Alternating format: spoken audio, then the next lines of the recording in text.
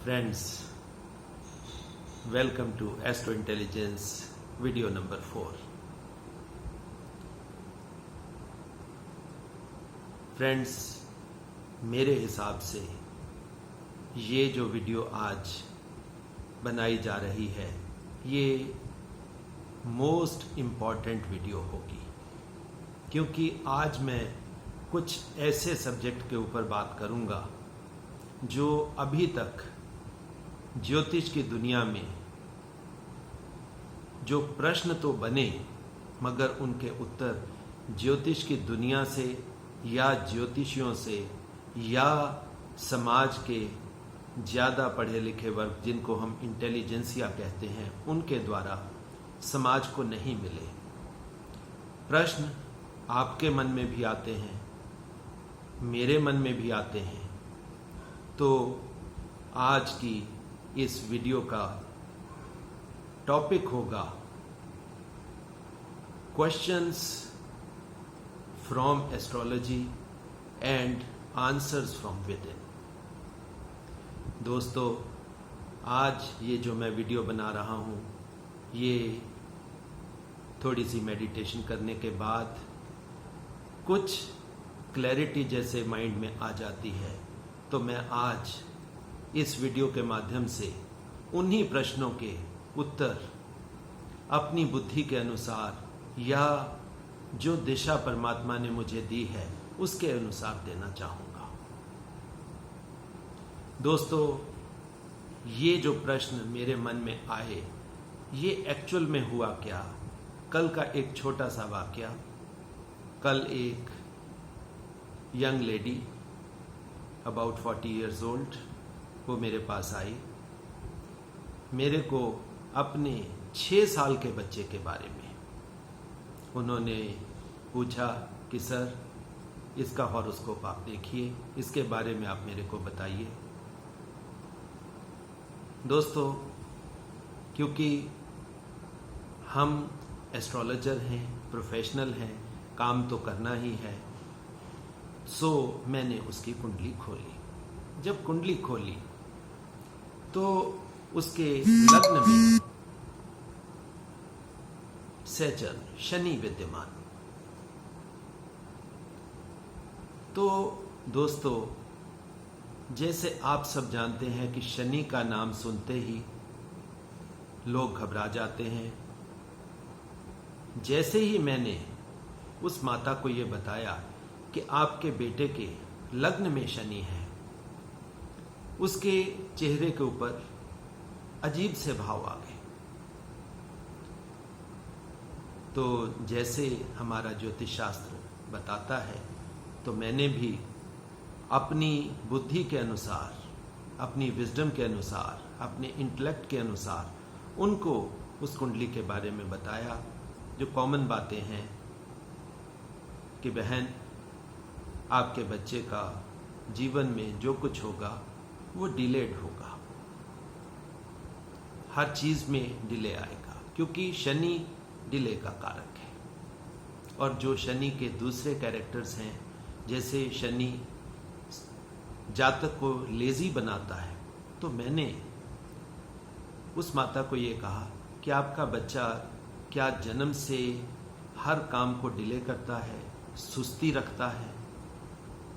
तो उसने एकदम से रिटेलिएट करके मेरे को कहा कि सर ऐसे तो बिल्कुल नहीं है, ये बच्चा तो बहुत ही मेहनती बच्चा है, ये तो हर काम को बहुत मेहनत से करता है, दिल लगा के करता है, और जब तक वो काम पूरा ना हो जाए ये उसको छोड़ता नहीं है।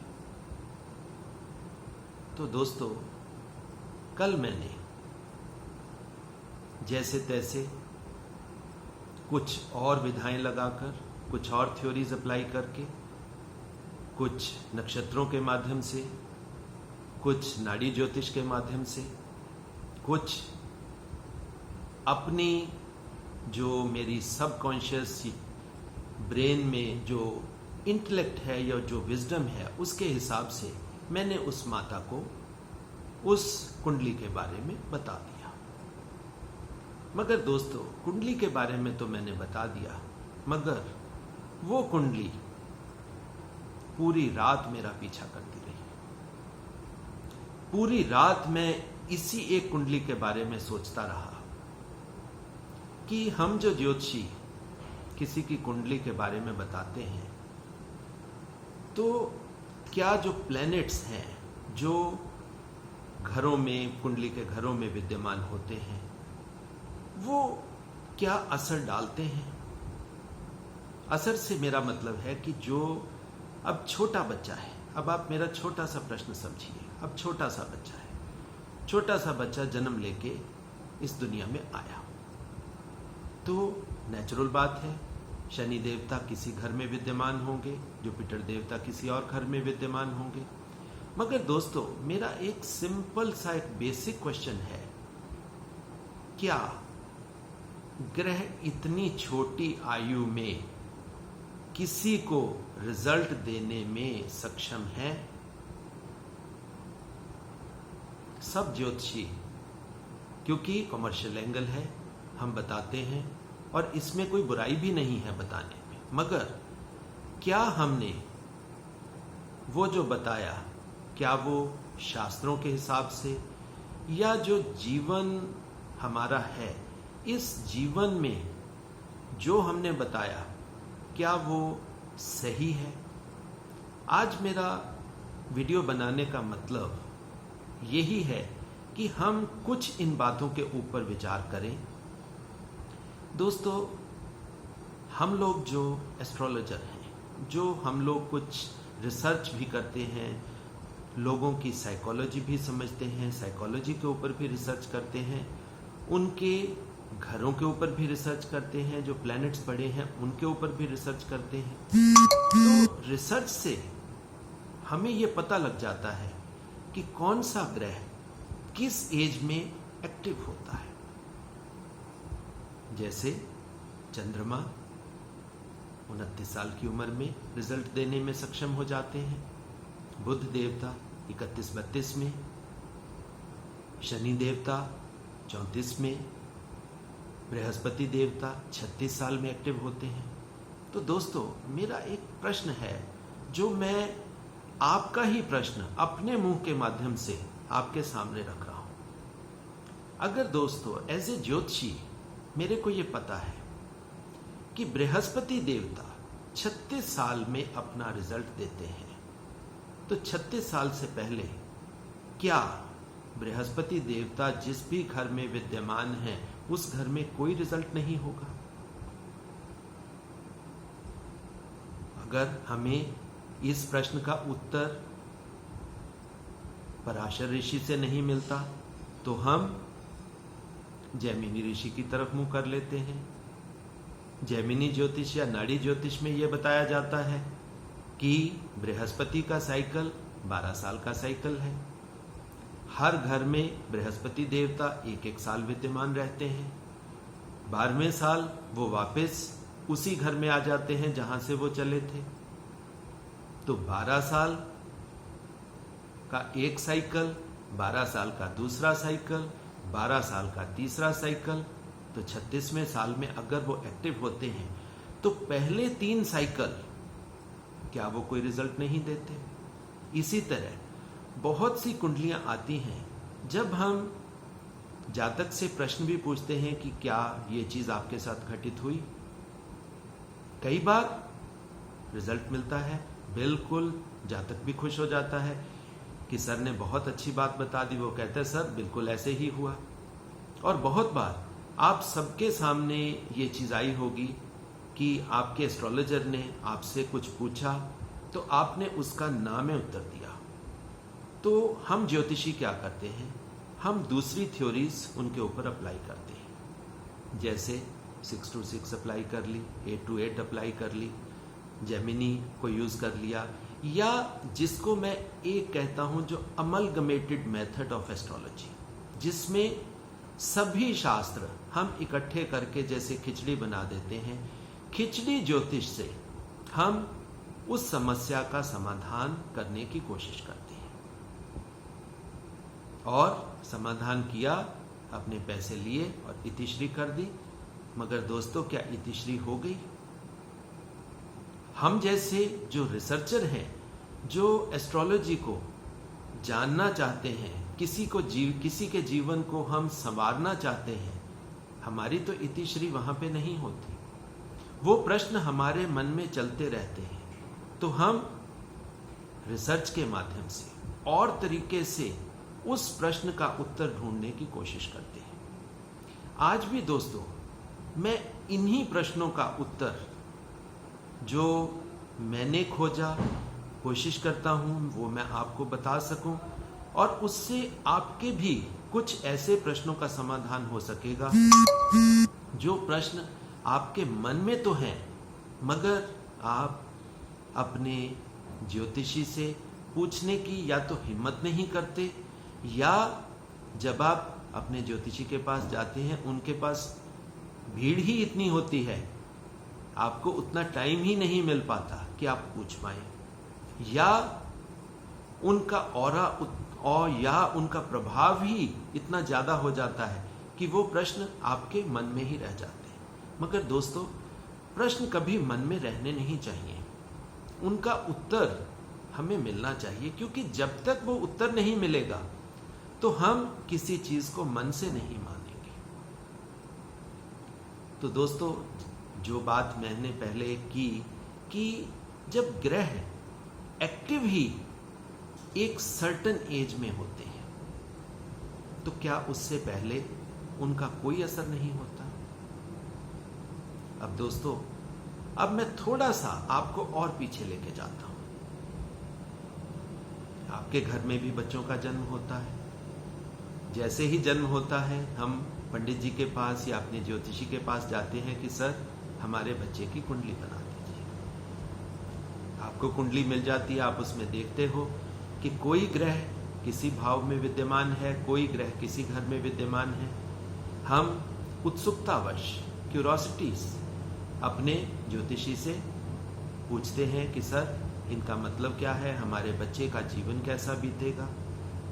मगर दोस्तों जीवन तो अभी शुरू हुआ है। जीवन बीतने की बात ग्रह तो जीवन के साथ ही निश्चित हो जाते हैं। तो जो जीवन के साथ ग्रह निश्चित हो गए, अब समझ लीजिए, अब मैं आपको छोटी सी बात बताता हूं। शनि देवता हमारे 10वें घर में विद्यमान है। 10वां घर हमारे प्रोफेशन का घर है, हमारे करियर का घर है। तो करियर के घर को अगर हम छोटे बच्चे को जो अभी अभी जन्म लेके इस दुनिया में आया है, अगर हम ये बताएं कि जी आपके बच्चे का प्रोफेशन करियर डिले होगा, तो दोस्तों उसका तो अभी जीवन शुरू ही नहीं हुआ, उसका करियर कहां से आ गया?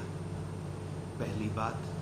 दूसरी बात, क्या हमें ये पता है कि उसकी उतनी आयु हो पाएगी कि वो शनि देवता उसके प्रोफेशन को इन्फ्लुएंस करने में सक्षम होंगे? तो देखिए, फल तो हमने बता दिया, बिना सोचे समझे फल बता दिया। अब हमें ये भी नहीं पता कि वो बच्चा तब तक उसका जीवन होगा या नहीं होगा। तो यही जो क्वेश्चन है ये हम सबके मन में भी आता है, हमारे रिसर्चर्स के मन में भी आता है, आपके मन में भी आता होगा, मगर आपको इनके उत्तर नहीं मिले। अब दोस्तों ये तो बात मैंने एक प्रश्न की। अब मैं दूसरे प्रश्न की बात करूंगा। हम जो एस्ट्रोलॉजर रिसर्च में हैं, हम एक एक ग्रह को बहुत डीपली स्टडी करते हैं, कोशिश करते हैं कि ग्रह के बारे में ज्यादा से ज्यादा जानें। जब हमें इन ग्रहों की बेसिक पे जाते हैं, बहुत पीछे चले जाते हैं कि ये ग्रह बने कैसे, इनकी उत्पत्ति कैसे हुई, तो दोस्तों आज मैं वहां से आपको इस वीडियो को शुरू करना चाहूंगा कि ग्रहों की उत्पत्ति कैसे हुई। तो दोस्तों जब सृष्टि का जन्म हुआ, जिसको हम वेदों के माध्यम से कह लें या जो आज की नॉलेज है उसके माध्यम से कह लें, कि जैसे कहा जाता है कि बिग बैंग थ्योरी, एक बहुत जोर का धमाका हुआ और जिससे ये चीजें एग्जिस्टेंस में आ गई। अब वो चीजें एग्जिस्टेंस में आ गई, मगर अब हम शास्त्रों का रुख करते हैं तो शास्त्र हमें ये बताते हैं कि सृष्टि की उत्पत्ति ब्रह्मा जी से हुई। ब्रह्मा जी ने सृष्टि की उत्पत्ति कर दी, अलग अलग भूखंडों को अलग अलग जगह पे स्थापित कर दिया। ना तो उनका कोई नाम था, ना उनका कोई मतलब था, भूखंड अलग अलग जगह पे स्थापित हो गए। अब सृष्टि को चलाने की जिम्मेवारी विष्णु जी के ऊपर है। तो विष्णु जी ने क्या किया, अलग अलग भूखंडों को अलग अलग नाम दिए, उनको अपने ही अंश देवता, उनके लॉर्ड बना दिए।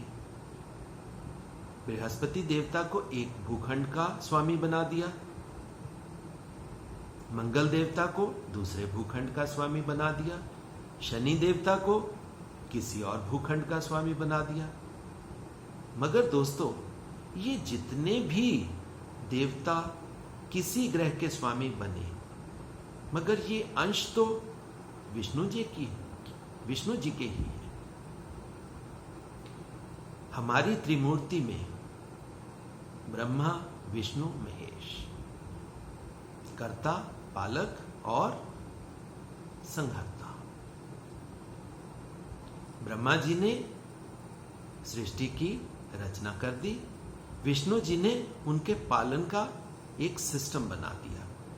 अब वो जो सिस्टम बना दिया, अब किसी भूखंड के देवता जो असल में उनके ही अंश हैं, उनको एक जिम्मा दे दिया कि आपने ये फला फला काम करने हैं। मगर दोस्तों, एक चीज है जो मेरे मन में भी ये प्रश्न है कि अगर सभी देवता विष्णु जी के अंश हैं तो वो बुरे तो हो ही नहीं सकते। तो शनि देवता के बारे में जो भ्रांति सदियों से फैलाई गई है कि शनि देवता मैलेफिक हैं, मगर वो अंश तो विष्णु जी के हैं। राहु देवता भी विष्णु जी के ही वंशज हैं। अलग अलग अंशों को अलग अलग सिर्फ नाम दिया गया है। तो दोस्तों, यहां से जो प्रश्न मेरे मन में आया, मैंने बहुत खोजबीन की, शास्त्रों को पढ़ा, कोशिश की इसके बारे में जानने, परमात्मा से क्वेश्चन पूछे।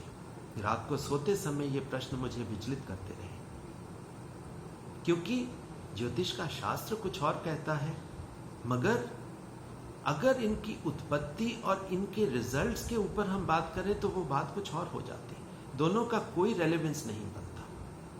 तो जब मेडिटेशन भी की, अपने आप से भी उत्तर मांगे, परमात्मा से भी उत्तर मांगे, शास्त्रों से भी उत्तर मांगे, तो जितनी समझ मेरे को आई वो आज समझ मैं दोस्तों आपके साथ शेयर करना चाहता हूं। वो समझ ये है कि दोस्तों, कोई भी ग्रह बुरा नहीं है, कोई भी ग्रह अच्छा भी नहीं है। दोस्तों, देवता है, ना वो अच्छे हैं ना वो बुरे हैं, वो सिर्फ देने वाले हैं। जब देने वाले हैं, अच्छे या बुरे, फिर वो कैसे हो गए? क्योंकि उनकी उत्पत्ति भी परमात्मा से ही हुई है, परमात्मा के वो अंश हैं, इसलिए वो बुरे नहीं हैं, वो अच्छे ही हैं। तो फिर ये प्रश्न पैदा हुआ कि अगर वो अच्छे हैं तो वो बुरे रिजल्ट्स कैसे दे देते हैं? तो दोस्तों, यहां पे वो जो पहला प्रश्न मैंने उठाया था कि जिस बच्चे का जन्म ही अभी हुआ है, तो उसकी कुंडली में बुरे रिजल्ट्स कैसे हो सकते हैं? क्योंकि उसके कर्मों का साइकिल तो अभी शुरू ही नहीं हुआ। तो दोस्तों, यहां से कुछ उत्तर भी हमें मिलते हैं। वो उत्तर ऐसे मिलते हैं कि जो ग्रह हैं, ये सिर्फ हमारे कर्मों को डिफाइन करते हैं। ग्रह तो अच्छे ही हैं, ग्रह तो देवता ही हैं, मगर ये सिर्फ हमारे कर्मों को डिफाइन करते हैं। कर्म हमारे ही हैं।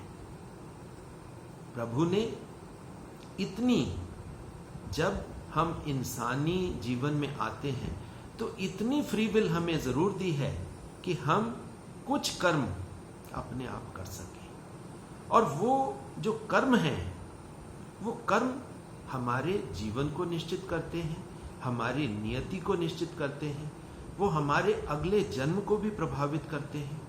अब जब कर्मों ने हमारे अगले जीवन को प्रभावित कर दिया, तो एक सर्टन कर्मों का सेट लेकर हम पैदा होते हैं, जिनको ग्रहों के माध्यम से ज्योतिष शास्त्र ने सिर्फ डिफाइन किया है। अब शनि का जो डिले का वो है, वो सिर्फ शनि का रिजल्ट नहीं है, वो आपके कर्मों को सिर्फ डिफाइन किया है, मगर वो जब एक्टिव होंगे वो चीजें जीवन में आपके सामने प्रस्तुत भी हो जाएंगी। तो दोस्तों, ये एक और मैं आज आपको एग्जांपल देता हूं, वो भी कुछ दिन पहले एक दिल्ली की लेडी की हॉरोस्कोप मेरे पास आई थी। बहुत इन्फ्लुएंशियल लेडी है, वेरी रिच लेडी। उनके 11वें घर, इच्छा पूर्ति के घर में बृहस्पति देवता विद्यमान है, प्रेजेंट है, मगर छठे घर की एनर्जी लेके बैठे। अब देखिए, छठा घर कन्या राशि का घर। अब जुपिटर देवता कन्या राशि के घर में विद्यमान है, उसकी एनर्जी को लेकर। ये तो एक एस्पेक्ट हुआ। दूसरा एस्पेक्ट, अब 11 अगस्त 2016 से बृहस्पति देवता की ट्रांजिट कन्या राशि में शुरू हो गई। ये दूसरा एस्पेक्ट हो गया। अब जब मैंने उनकी कुंडली के बारे में देखा तो मैं अपने ऊपर भी हंस पड़ा। उनकी एज भी शी वाज 48। तो आप देखिए, जुपिटर का चौथा साइकिल भी उसी घर में। अब आप बताइए, आप प्रेडिक्शन पहले सेट की करेंगे, दूसरे सेट की करेंगे, या तीसरे सेट की करेंगे, या इच्छा पूर्ति के घर में जुपिटर के विद्यमान होने की करेंगे? तो दोस्तों, प्रश्न देखने में सिंपल है, बट इट्स वेरी डीप। फटाफट 2 मिनट में, जिसको हम मतलब कहते हैं स्नैपशॉट एस्ट्रोलॉजी, उसका कोई मतलब नहीं दोस्तों, उससे कुछ भी पता नहीं लगता। एस्ट्रोलॉजी इतना डीप सब्जेक्ट है, इतना गूढ़ शास्त्र है, एकदम से इसकी विवेचना कभी मत करना। आप अपनी साइकोलॉजी दूसरे के ऊपर थोप दोगे और कुछ नहीं होगा, और उसकी साइकोलॉजी आप अच्छी या बुरी इन्फ्लुएंस कर दोगे। अपने कर्म भी खराब करोगे, उसके बेचारे के कर्म भी इन्फ्लुएंस कर दोगे। तो दोस्तों, जो मैंने आज ये प्रश्न शुरू किया कि प्लैनेट्स एक्चुअल में इफेक्टिव कब होते हैं, क्या प्लैनेट्स एक्चुअल में रिजल्ट डालते हैं? दोस्तों नहीं, प्लैनेट्स का अपना कोई रिजल्ट नहीं है, वो सिर्फ आपके कर्मों को डिफाइन करते हैं। आज इस वीडियो के माध्यम से मैं पूरे जो हमारा एस्ट्रोलॉजिकल वर्ल्ड है उसको भी ये बताना चाहता हूं कि आप ग्रहों के माध्यम से उनके रिजल्ट्स को निकालकर सिर्फ आप अपनी साइकोलॉजी उनके ऊपर थोपते हैं। प्लैनेट्स सिर्फ आपके कर्मों को डिफाइन करते हैं। एस्ट्रोलॉजी को पढ़िए, जानिए, समझिए, रिसर्च कीजिए, फिर बताइए। और फिर मैं आपको दावे के साथ एक बात कहूंगा कि आपको रिजल्ट्स भी मिलेंगे, और वो जो रिजल्ट्स मिलेंगे वो 100% सटीक होंगे, उनका कोई मतलब होगा।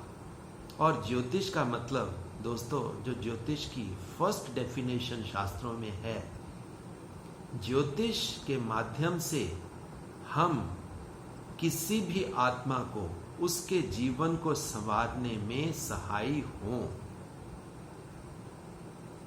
देखिए, हम प्लैनेट्स के माध्यम से सिर्फ उसके कर्मों को डिफाइन करें, डिफाइन करके ये समझें कि ये आत्मा इस जीवन में कौन से सेट ऑफ कर्म लेकर आई है।